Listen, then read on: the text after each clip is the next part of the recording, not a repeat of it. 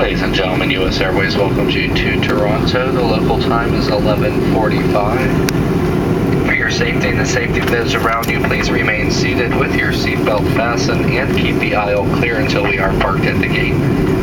The captain will then turn off the fasten seatbelt sign, indicating it is safe to stand. As always, use caution when opening the overhead compartments and removing items, since articles may have shifted during flight. The use of wireless communication devices such as cell phones and PDAs is not permitted.